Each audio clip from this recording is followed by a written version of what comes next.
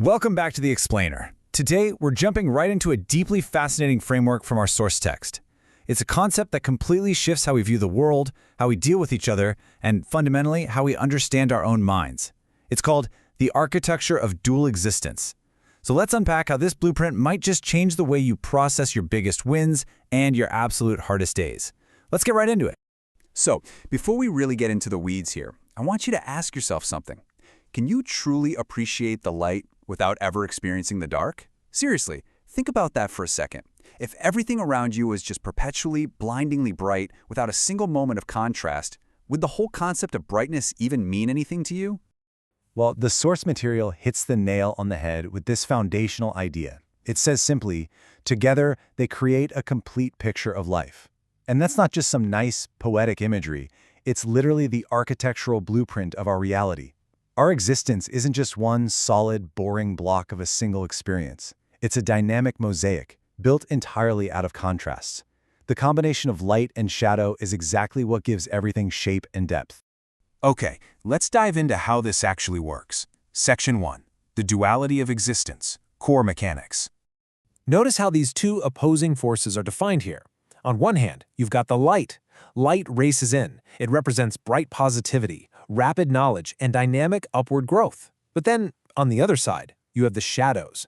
The shadows are heavier. They symbolize negativity, the slow drag of ignorance, and our unavoidable limitations. Now, naturally, we are totally conditioned to chase that light and run as fast as we can away from the shadow. But here is the profound kicker. One cannot exist without the other. It's an absolute package deal. You simply cannot cast a shadow without a light source, and you definitely cannot recognize the light without the sharp contrast of the dark. Both the positive and the negative experiences in our physical world and, honestly, in our personal lives are equally essential. So, moving from the abstract physics of light right into our own heads, here's Section 2, Human Nature and Personal Growth, Internal Duality. You know how a physical object, like a coffee mug sitting on your desk, has a brightly lit side and a dark shadow? Well, they coexist in exactly the same way within us. We're incredibly complex beings, fully capable of both good and evil, joy and sorrow. You aren't just one static thing. You carry the capacity for immense joy and deep sorrow at the exact same time. You hold both the light and the shadow. And you know what? That messy complexity is exactly what makes you a complete human being. And this internal duality is the absolute engine of our evolution. Step 1, encountering shadows, our challenges, our setbacks. That is the exact catalyst that forces us to Step 2, learning and adapting, which of course gets us to Step 3, becoming stronger. Actually, think about your own biggest setbacks for a second. I bet the hardest moments of your life were the very things that forced you to build the resilience you have today, right? True growth doesn't happen when you're just chilling in pure light. It happens in the friction of the shadows. Okay, zooming out a bit to look at the people around us. Section 3, the mechanics of relationships, building strong bonds. And this brilliantly illustrates that building strong bonds, it isn't just about sharing the highlight reel. We actually have to experience both the positives and the negatives together. More importantly, we have to understand each other's flaws and actively accept our mutual limitations, the whole shebang. A healthy relationship is basically just an agreement to stand in the light together while courageously holding space for each other's shadows. It's accepting the complete picture of a person. Taking it to the absolute macro level now, let's look at how society handles this. Section 4, Navigating Conflicting Societal Perspectives, Finding Common Ground. When we look at really complex social and political issues, we almost always see a massive clash of dualities. And the source text points out that finding solutions requires a very specific, neutral approach. It means acknowledging conflicting perspectives, addressing differing interests, and most importantly, recognizing both the shadows and the light of any given situation.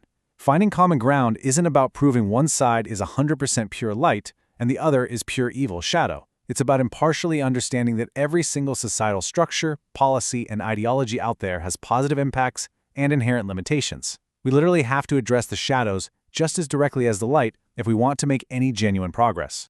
Finally, let's look back, way back, to see how these ideas have been around forever. Section 5, Ancient Echoes, Yin, Yang, Karma. The text draws a totally direct line to the ancient Chinese concept of yin and yang.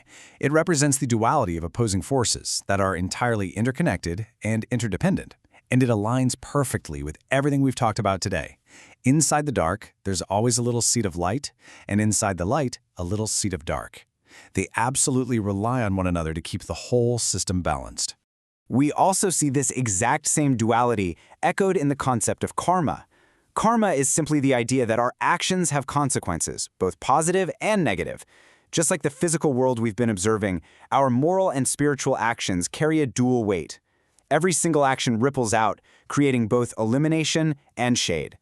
So the absolutely crucial point here is this quote: "Our actions, like light, cast shadows that may have unintended consequences."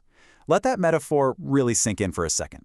Even with the absolute best intentions in the world, literally the brightest light you can possibly muster, you might inadvertently cast a shadow somewhere else.